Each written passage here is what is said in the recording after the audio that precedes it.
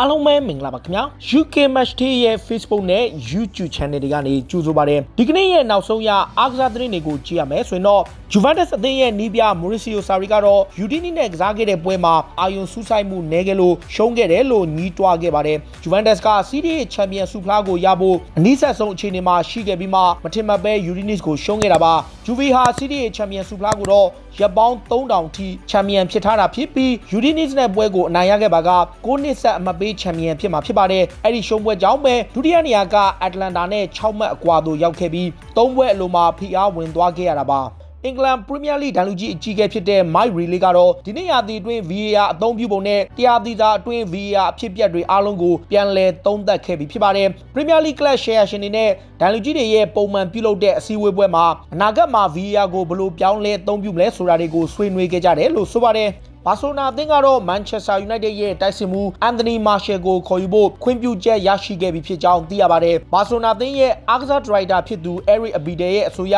Suarez ရဲ့နေရာမှာရေရှည်အစားထိုးနိုင်ဖို့ Martial ကိုကြိုးပမ်းနေတာဖြစ်တယ်လို့ဆိုပါတယ်။24နှစ်ရွယ်ရှိတဲ့ပြည်သစ်လူငယ်တိုက်စစ်မှုကတော့ Manchester United မှာခြေစွမ်းပြနေတာဖြစ်ပြီးဘာစီလိုနာအသင်းကစောင့်ကြည့်ခြင်းခံရတာလည်းဖြစ်ပါတယ်။ဘာစီလိုနာဟာအစောပိုင်းတုန်းကတော့ Inter Milan ရဲ့တိုက်စစ်မှု Lautaro Martinez ကိုခေါ်ယူဖို့ကြိုးပမ်းမှုကအဆင်မပြေဖြစ်လာပြီးနောက်ပိုင်း Anthony Martial ကိုပြောင်းလဲကြိုးစားလာတာပါ Anthony Martial ကတော့ဒီနေ့ရာသီအတွင်းပြိုင်ပွဲရမှာ22ဂိုးထိသွင်းထားပြီး England Premier League မှာတော့18ဂိုးသွင်းထားသူလည်းဖြစ်ပါတယ်Atletico Madrid အသင်းကလည်း Real Madrid ရဲ့ကွင်းလယ်ကစားမှာ James Rodriguez ကိုခေါ်ယူဖို့အရှိန်ဟုန်မြင့်ကြိုးပမ်းလာပါတယ် Real နီးပြ Zinedine Zidane နဲ့အဆင်မပြေဖြစ်ခဲ့ပြီးနောက် James ကိုယ်တိုင်ကကလပ်အသင်းကနေထွက်ခွာဖို့ကြိုးပမ်းနေတာပါကိုလံဘီယာကစားမက2014ခုနှစ်မှာ Real Madrid ကိုရောက်လာခဲ့ပြီးမှ Zidane ရဲ့အသင်းမှာပုံမှန်နေရာပျောက်ဆုံးနေသူဖြစ်ပြီးမြို့ကန်ပြိုင်ဘက် Atletico ကိုပြောင်းရွှေ့ခြင်းနေတာလည်းဖြစ်ပါတယ်အသက်28နှစ်အရွယ်ရှိတဲ့ကိုလံဘီယာကစားမအတွက် Atletico Madrid ကတော့ယူရို30လောက်အသုံးပြုပွဲရှိပြီးကစားမ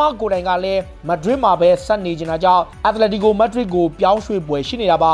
ါတခါ Championship Club Birmingham City အသင်းကလည်း Borussia Dortmund ကိုပြောင်းသွားတဲ့သူတို့ရဲ့လူငယ်ကစားမ Bellingham ရဲ့ကျောင်းနံပါတ်22ကိုအနားပေးလိုက်ပြီလို့ထုတ်ပြန်ကြေညာခဲ့ပါတယ်အသက်16နှစ်နဲ့38ရက်သားရှိသေးတဲ့ Bellingham ဟာ Birmingham City အသင်းရဲ့လူငယ်ကစားမဖြစ်ခြေစွမ်းပြကစားနိုင်သူဖြစ်ပြီး German ထိပ်သီးကလပ် Borussia Dortmund ကိုယူရို25သန်းနဲ့ပြောင်းရွှေ့သွားခဲ့တာပါကလပ်အသင်းဘက်ကတော့ Bellingham ကိုအောက်မေ့တန်းသားပွဲရဖြစ်သူ့ရဲ့ကျောင်းနံပါတ်22ကိုအနားပေးဖို့ဆုံးဖြတ်ခဲ့တယ်လို့ကြေညာခဲ့ပြီးနောက်ပြည်သက်တွေမီဒီယာတွေနဲ့ Birminghamပြည်သက်တွေအားလုံးရဲ့ဝေဖန်မှုတွေကိုများစွာခံနေရတာဖြစ်ပါတယ်လီဗာပူးအသင်းကခေါ်ယူဖို့ကြိုးပမ်းနေတဲ့ဘိုင်မြူနစ်ရဲ့ကွင်းလယ်ကစားမထီယာဂိုကိုတော့လက်ရှိချိန်ထိကမ်းလှမ်းမှုမရှိသေးဘူးလို့ဂျာမန်အသင်းဘက်ကအတည်ပြုကြေညာလိုက်ပါတယ်29နှစ်အရွယ်ရှိတဲ့ထီယာဂိုအခန်တာကိုတော့လီဗာပူးကယူရို35သန်းနဲ့ခေါ်ယူဖို့ကြိုးပမ်းနေတယ်လို့ဘိုင်ယန်ကလည်းသူတို့ကိုရောင်းချဖို့စီစဉ်နေပေမဲ့လက်ရှိချိန်ထိဘယ်ကလပ်အသင်းကမှတရားဝင်ကမ်းလှမ်းထားခြင်းမရှိသေးဘူးလို့ဆိုခဲ့တာပါလီဗာပူးကတော့ထီယာဂိုကိုခေါ်ယူနိုင်ဖို့ကြိုးပမ်းနေစေဖြစ်ပြီးနမဲကျော်အားကစားသတင်းဌာန ESPN ရဲ့ဖော်ပြချက်အရနှစ်ဖက်အသင်းကြားက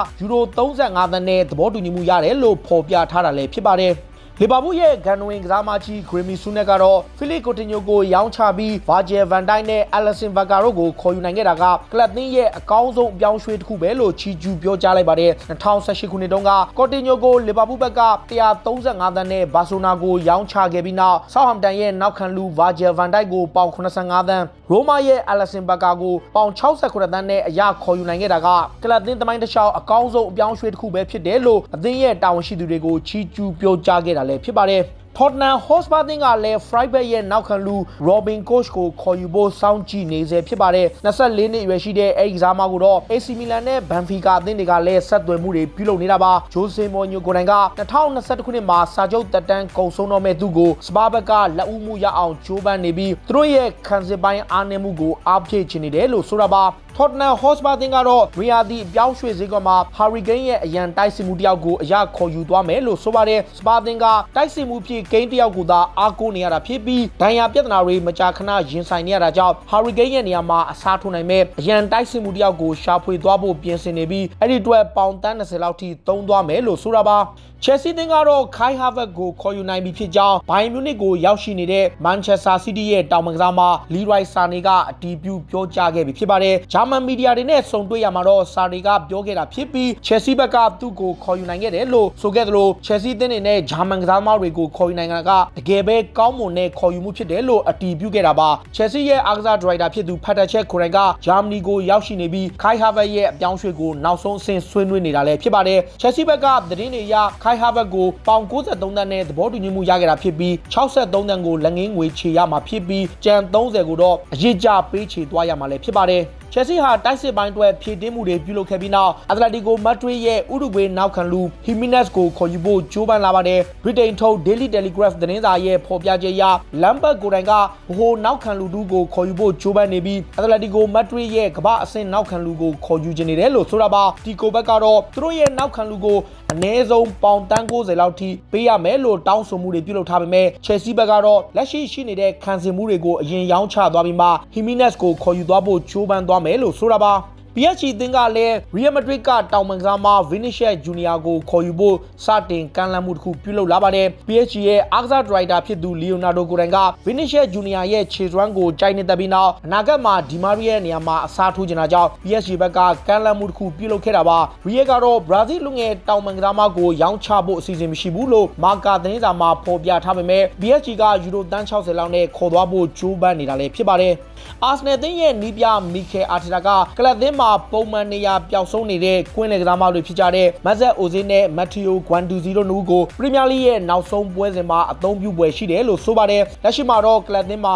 နောက်ခံလူမူစတာဖီဒန်ရနေပြီး FA Cup Final ပွဲစဉ်ကိုလွဲချော်မှုရှိနေပေမဲ့ကွင်းလေကစားမတွေဖြစ်ကြတဲ့အိုဇင်းနဲ့ဂွမ်ဒူဇီတို့ကိုတော့ Watford နဲ့ပွဲမှာပြန်လည်အသုံးပြုဖို့နီးပြကထုတ်ပေါ်ပြောကြားခဲ့တာလည်းဖြစ်ပါတယ်။ Arsenal ရဲ့ဂန်ဝင်ကစားမကြီး Dennis Bergkamp ကတော့မြောက်လန်ဒန်ကလပ်ကိုပြန်လာဖို့ရှိနေပါတယ်။ 2006ခုနှစ်တုန်းကကစားသမားဘွားကနေအနားယူသွားခဲ့ပြီးနောက်အာဆနယ်အသင်းရဲ့နီးပြဝင်အဖြစ်အကြိမ်ကြိမ်ကမ်းလှမ်းမှုကိုညှင်းဆိုခဲ့တဲ့ဘာကန်က2019ခုနှစ်မှာတော့ IS ရဲ့လက်ထောက်နီးပြအဖြစ်ကနေထုတ်ပယ်ခံရတာပါနီးပြအာထတာရဲ့ရေသွေးကိုကြိုက်နေတဲ့ကြောင်း Dutch media တစ်ခုမှချီးကျူးပြောကြားခဲ့ပြီးနောက်အာဆနယ်အသင်းရဲ့နီးပြအဖွဲ့ဝင်တွေပါဝင်လာပွဲရှိလို့အာထတာကိုယ်တိုင်ကလည်းဘာကန်လိုကလပ်အသင်းပေါ်ကိုဩဇာအာဏာကြီးတဲ့ကစားမတစ်ယောက်ကိုပြန်လဲခေါ်ယူပြီးသူ့ရဲ့နီးပြအဖွဲ့ဝင်တွေမှာထည့်သွင်းဖို့ကြိုးပမ်းနေတယ်လို့ဆိုတာပါ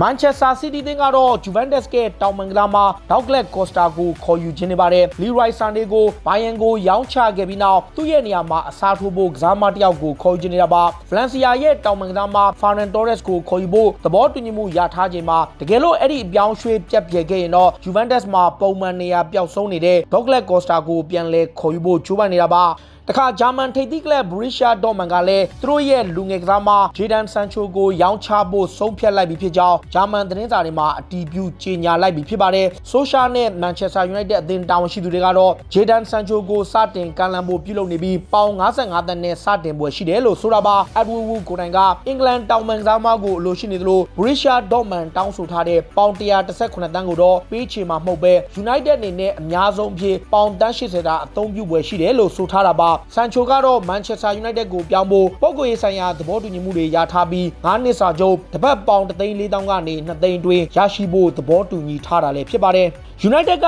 စိတ်ဝင်စားနေတဲ့ Aston Villa ရဲ့အသင်းကောင်းဆောင် Jack Grealish ကတော့ကလပ်အသင်းကနေထွက်ခွာဖို့စဉ်းစားနေပြီလို့ဆိုပါတယ်။ Aston Villa ရဲ့ဂန်ဝင်ကစားမဟောင်းတူဖြစ်တဲ့ Abon Lahor ကတော့ Grealish အနေနဲ့ Villa ကနေထွက်ခွာဖို့ကြိုးပမ်းသင့်ကြောင်းနဲ့ Manchester United ဒါမှမဟုတ် Tottenham Hotspur အသင်းတွေကိုပြောင်းသင့်တယ်လို့ဆိုတာပါ။ Villa ရဲ့ယာတီကုန်ပွဲစဉ်ထိကိုအာယုံစူးစိုက်ကစားသွားမှာဖြစ်ကြောင်းနဲ့ယာတီကုန်မှာသူ့ရဲ့အနာဂတ်ကဘယ်လိုဖြစ်မလဲဆိုတာမသိကြဘူးလို့ဆိုခဲ့ပေမဲ့ Aston Villa အသင်းကတော့သူတို့ရဲ့ကစားမကိုပေါင်80ထိဈေးသက်မှတ်ထားတာလည်းဖြစ်ပါတယ်။ Villa ဘက်ကရောင်းချဖို့စီစဉ်နေလို့ Manchester United ရဲ့နီးပြဆိုရှာကတော့ Grealish ကိုလိုအပ်လားမလိုအပ်လားဆိုတာကိုတော့ကလပ်အသင်းကတာဝန်ရှိသူတွေနဲ့တိုင်ပင်ပြီးမှအဲ့ဒီအပြောင်းရွှေ့ကိုဆုံးဖြတ်သွားမယ်လို့ဆိုတာပါဒါတွေကတော့စိတ်ဝင်စားစရာနောက်ဆုံးရအားကစားသတင်းတွေကိုတင်ဆက်ပေးခဲ့တာပါခုလိုမျိုးစိတ်ဝင်စားစရာအားကစားသတင်းတွေကိုနားဆင်ကြတဲ့ကြည့်ရှုကြတော့ UK Match Day ရဲ့ Facebook နဲ့ YouTube Channel တွေကို Follow လုပ်ထားကြပါလို့တောင်းဆိုရင်းနဲ့ဒီကနေ့ရဲ့အစီအစဉ်ကိုဒီမှာပဲအဆုံးသတ်ပါရစေအားလုံးကိုကျေးဇူးတင်ပါဗျ